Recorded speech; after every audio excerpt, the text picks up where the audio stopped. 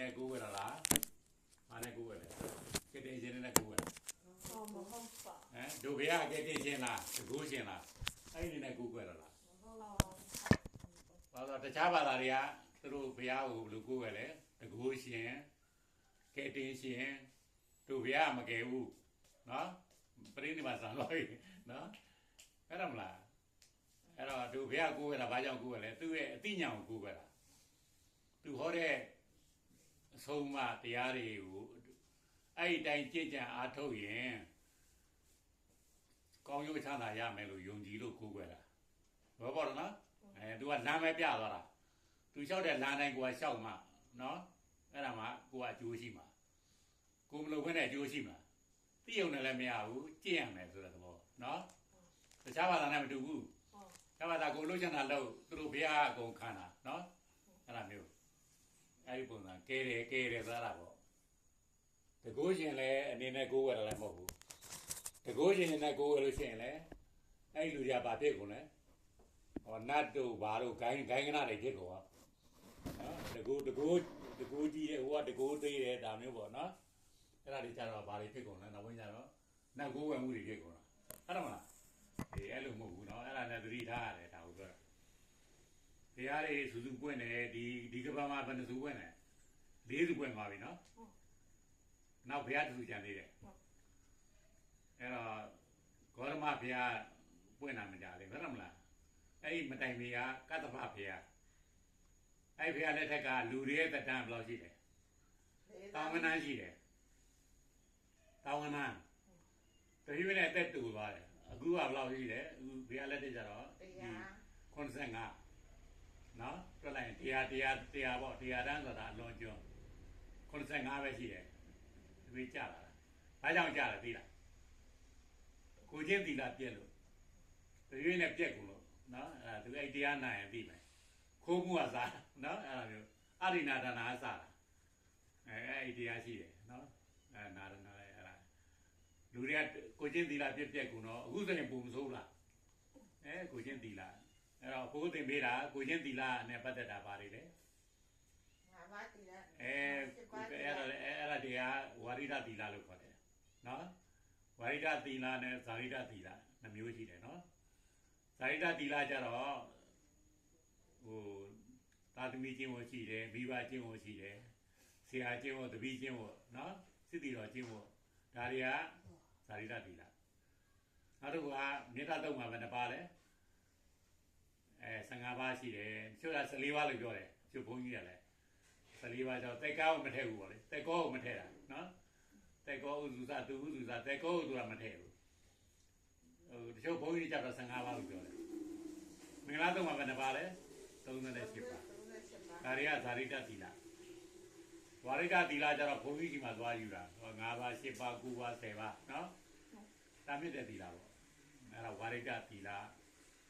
ဇာရိတသီလနှမျိုးရှိတယ်နော်ဇာရိတသီလကောင်းအောင်အဲ့ဒါတွေကကျင့်ကြံရတယ်နော်အဲ့တော့မေတ္တာတို့လည်းသိအောင်လို့ဝိပုမင်္ဂလာတို့လည်းသိအောင်လုပ်ရမယ်ကြားလားဟို၄ဘိုက်ဟိုနေရာတင်တယ်မလားမနေ့ကတင်တယ်အပိုက်၄ဘိုက်အာတိဝနာသဘာလနာဆိုတာမြတ်စွာဘုရားဟောတာမြတ်စွာဘုရားအရိယသဟောတာအတိဝနာသယမင်္ဂလာကဟောတာယမင်္ဂလာတဝသတ္တိတာ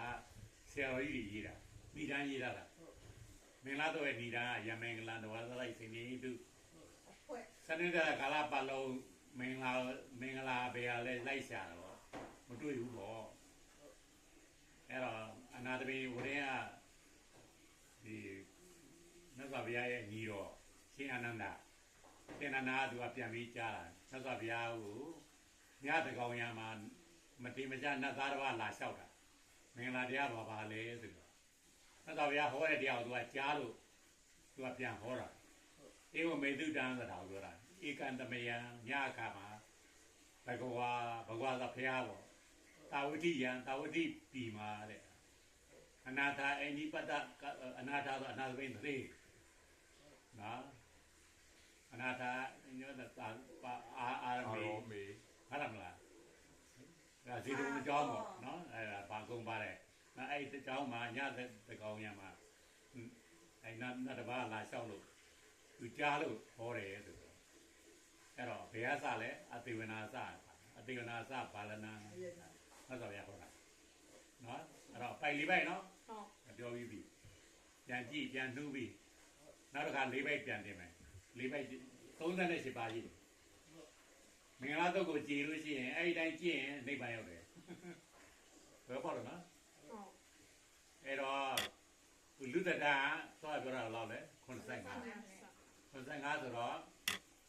အဲ့တော့အစိတ်ကလူငယ်အစိတ်တည်းကလူငယ်နော်အစိတ်ကနေ50တည်းရပါလဲလူလက်ပိုင်းဟောခင်ကျူကလူလက်ပိုင်းပဲပွဲလာပြီနော်အဲ့တော့50ကျော်လာရင်50နဲ့85ကြပါလဲတတိယရွယ်လူကြီးပိုင်းဖြစ်သွားပြီနော်လူငယ်လူလလူကြီးအဲ့တော့လူကြီးပိုင်းကတော့ဘာနဲ့နေတဲ့လဲကမ္မထာ၄မျိုးနဲ့နေဖို့ကောင်းတယ်နော်ကမ္မထာ၄မျိုးဆိုတာဘယ်လိုနေတဲ့ဟာလဲဆိုရင်ဘုရားရှင်လက်ထက်ကအလောင်းတော်ကသဗ္ဗဆိုကြားဘူးတယ်မလားအဲ့ဒါအဲ့ဒီမှာယဟန်နာရှိတယ်ဆိုပြီးတော့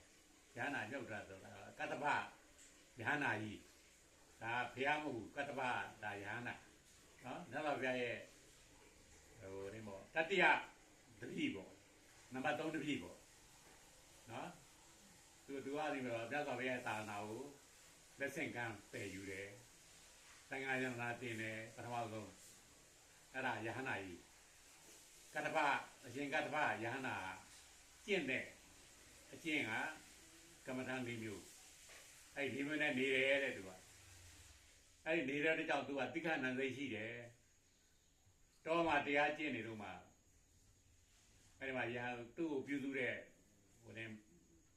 ဘုန်းကြီးနှစ်ပါးရှိတယ်ဟိုကိုယဟန်ငယ်ပေါ့နှစ်ပါးရှိတယ်အဲ့ဒီနှစ်ပါးမှာတစ်ပါးတော့သူကနာမည်ယူတယ်သူကမလုပ်ဘူးသူကပေါ်သူကတော့နာမည်တော့ယူတယ်သူကကိုယ်ရမှာတော့မလုပ်ဘူးလုံးမပေးဘူးတကယ်လို့တဲ့ယဟန်ရှိတယ်အဲ့ဒီနှစ်ပါးမတူဘူးအဲ့တော့မြောက်ရှင်ဟိုအရှင်ကတ္တဗသူကတည်တဲ့ခါကျတော့အဲ့ဒီယဟန်ကိုဆုံးမတာဆုံးမတော့မကျင်တော့ဘာလို့လဲအဲ့တဲမီးရှို့လဲသူကြောင့်မီးရှို့ကန်တယ်အဲ့တော့လည်းသူကတိခဏနိုင်တယ်နော်နောက်တစ်ခါသူဆုံးခံကြွားတဲ့ခါကျတော့လမ်းစုံမှာတွေ့တယ်ဟိုကုတ်တနူနာတယ်အနူကြီးတော့ကဆွဲကတ်တယ်ငါလည်းဟာတော့ဆိုးနေပြီချင်းနေတော့ဆိုးနေပြီသူကဆုံးလောင်းဖို့လုပ်နေတာတကယ်သူရှောင်သွားရင်ရတယ်ဒါပေမဲ့သူမရှောင်ဘူးသူကတဲ့တဲ့ကွယ်သူတဲ့ဆုံးခံတယ်အဲ့တော့ဟိုကဆုံးလောင်းတဲ့ခါကျတော့လက်ညှိုးတစ်ချောင်းလက်တစ်ချောင်းကပြတ်ပြီးအဲ့တဲ့တပိတ်ထဲဝင်သွားတယ်တပိတ်ထဲဝင်သွားတော့တကယ်လို့ဒါသူဒီဆုံးမစားလိုက်ဘူးဆိုရင်ဟိုကကြီးညိုစိတ်ကတိတ်ရှိမှာမဟုတ်ဘူးဟုတ်လားသူတို့ယုံလို့စားမှာမဟုတ်ဘူးသူကွယ်ကြလွတ်ပြမှာပဲပေါ့လေအဲ့လိုလူနာထင်မှာဆိုလို့အဲ့ရှင်မရဲ့ရှင်ကတ္တဗဘာလို့လဲအဲ့နားနဲ့ထိုင်ပြီးတော့ဆုံးမပြရလက်ညှိုးလေးဖယ်ပြီးသူကဆုံးမပေးဟုတ်တယ်မလားအဲ့မရေချက်တွေဆုံးမပေးပြရတော့ဟိုကတခါတရားစိတ်ရှိတာပေါ့ကြီးညိုသွားတာပေါ့နော်တိတ်ကိုကြီးညိုပြီးတော့သူလည်းကုသိုလ်ဖြစ်တာပေါ့အဲ့တော့အဲ့ဒါလည်းသိခံနိုင်တယ်ဘာကြောင့်သိခံနိုင်ကမ္မထာ၄မျိုးနဲ့နေလို့အဲ့၄မျိုးကဘာလဲတစ်နော်အဲ့တော့တတိယရွယ်နေဖို့ကောင်းတယ်နော်ဟိုဒုတိယဟိုတဲ့လူလာပိုင်းကတော့2မျိုးပဲနေတော်ပြီနော်အဖိုးပြော2မျိုးပဲနေနော်အဲလူကြီးပိုင်းကတော့ဒါ3မျိုး4မျိုးနဲ့နေနံပါတ်1ကဘာလဲဗုဒ္ဓနုတ္တိကမ္မထာဒါတိပိသားပါနော်မြတ်စွာဘုရားရဲ့ဂုဏ်တော်တွေကိုညီသွေးပြီးတော့ရွတ်ဆိုတာမရွတ်ဆိုရင်လည်းကောင်းတာတော့ပရိစိတ်တာကောင်းတာပေါ့အာရဟံတမန်သမုဒ္ဒဝိသဇနာတမန်တော်အာရဟံဆိုတဲ့တစ်ပိုက်တမန်သမုဒ္ဒဆိုတစ်ပိုက်ဒါမျိုးပေါ့နော်ကိုးပတ်ပေါ့တခါစိတ်ကိုးပတ်လို့ပရိသေနာနော်ဒါဗုဒ္ဓနုတ္တိကမ္မထာလို့ခေါ်တယ်နောက်တစ်ခုကမေတ္တာကမ္မထာ မေတ္တာကမ္မထာမေတ္တာကမ္မထာကျတော့ဆိုတာမေတ္တာတုတ်ရွတ်တယ်မေတ္တာပို့တယ်နောက်တစ်ခါဒါဆိုရင်ဒါမေတ္တာကမ္မထာဖြစ်သွားတယ်နောက်တစ်ခုကဘာလဲအတုပကမ္မထာကိုအတုပအနေနဲ့ယုံဝဲဒါကြတော့တတိယရွယ်ရှုနော်ချွေချူးတော့ရှုကြမလို့ဘောပေါက်လားအဖိုးဆိုအိမ်နာတဲ့တိုင်းရှုတယ်ကိုဒီခန္ဓာကြီးကဟိုမစင်မလို့နဲ့ပြေးရှမ်းနေတယ်ဘာရပေါက်တွေကယူစိတ်နေတယ် မတုတ်တင်မဲ့ထိုင်ပို့အောင်နွမ်းစောနေမဲ့ခန္ဓာကိုယ်ကြီးနော်ဒါတော့အတုပခန္ဓာကိုယ်ကြီးယုံခွဲဖြစ်တယ်ဆင်းရဲတယ်ဒါလိုပေါ့စိတ်ထဲအလိုနော်အများအားလို့အဲ့လိုစိတ်ထဲကဝိပြီးဖို့ရည်ကြီးတယ်နော်ဒါအတုပကမ္မထာနောက်တစ်ခုကမရဏနုတ္တိဒါဘိုးဆိုအများအားပြန်လာတယ်ငါခန္ဓာကိုယ်ဒီဟိုအချိန်ပိုင်းလာလို့တော့ဒီပျက်စီးတော့မယ်နော်ဒါမျိုးပေါ့နော်အချိန်ပိုင်းလာတယ်အသေးဘူးရင်ညာဥမတော်တော့မြည်ဒီလိုပေါ့နော်ဒီခန္ဓာဒီမကြခင်ပြာဖြစ်တော့မြည်မိကျုပ်ပါပြာဖြစ်မှာလားအချိန်ပိုင်းတော့တို့တော့ဒီအသေးဘူးရင်ညာဥမတော်တော့မြည်ဒါမျိုးပေါ့ဒီခန္ဓာဒီနောက်ဆုံးသိပ္ပံနေရပါလေမြူပုံနေဖြစ်သွားတယ်တဲ့အတောင်းနေဖြစ်သွားတယ်အခုအဖွားရဲ့ဟာဆိုရင်အတောင်းနေဖြစ်ပြီးတော့